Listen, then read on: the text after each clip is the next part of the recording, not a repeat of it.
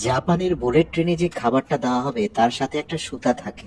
এই সুতা ধরে জোরে সোরে টান দিলে দেখবেন আপনার সেই খাবার পাত্রের ভেতর থেকে গরম ভাপ ওঠা শুরু হয়েছে। মানে এই ওয়ান টাইম প্যাকেটের ভিতরে এমন একটা বস্তু আছে যা সুতা টান দেওয়ার মাধ্যমে অটোমেটিক্যালি আপনার খাবারটাকে পরবর্তী 5 মিনিটের মধ্যে গরম করে দিবে। এরপরে আপনি তরতাজা গরুর মাংস, ভাত, তরকারি সবকিছু খেলেন এবং আপনি কিন্তু ওয়ান টাইম এই বক্সটা ফেলে দিবেন।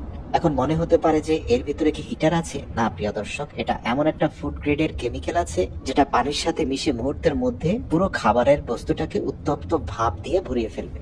তো জাপানের রেল ব্যবস্থায় ঢুকলে আপনি এমন কিছু এক্সপেরিয়েন্স পাবেন যেটা আপনি আমেরিকাতেও পাবেন না প্রিয় দর্শক। এটা পৃথিবীর একমাত্র সভ্য দেশ যেখানে শব্দবিহীন মানুষের চিৎকার, চেঁচামেচি, চিল্লাফাল্লা এগুলা কোনো কিছুই আপনি এখানে পাবেন না। এখানে মানুষজন অত্যন্ত শান্ত, একেবারে প্রয়োজন না হলে মানুষজন বেশি কথা বলাটা খুব একটা পছন্দ করে না, সবসময় কোয়াইট অ্যান্ড কুল থাকার চেষ্টা করে। এই যে বৃহৎ আকার ইলেকট্রিক ট্রেনগুলো দেখতে পাচ্ছেন, এগুলোর এক একটি গতি 500-600 কিলোমিটার পর্যন্ত উঠতে পারে।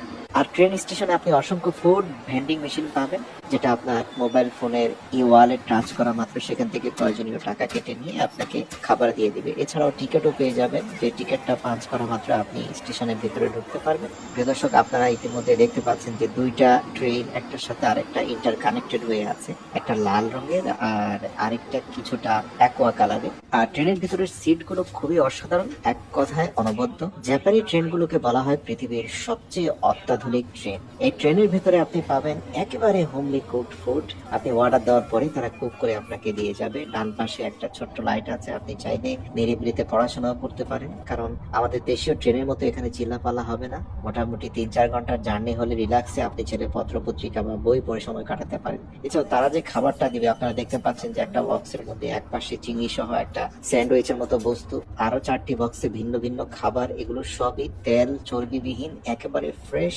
আর ডান পাশেরটা চিজ হতে পারে। তো প্রিয় দর্শক, এই যে ফুড গুলো, এগুলো কিন্তু 100% হেলদি। আপনারা জানেন যে জাপানিজরা গড় হায়াত 100 বছর পর্যন্ত পায়, মানে 100 বছর পর্যন্ত মানুষ বাঁচে সেখানে, এবং এর পিছনে মূল কারণ হচ্ছে তাদের খাদ্য অভ্যাস।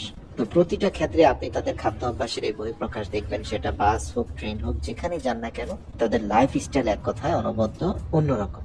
এবার আসুন ওয়াশরুমের সাথে আপনাদের পরিচয় করে দিই। এই যে ওয়াশরুমটা দেখতে পাচ্ছেন, এখানে সবকিছু অটোমেটিক এবং খুবই ক্লিন থাকে।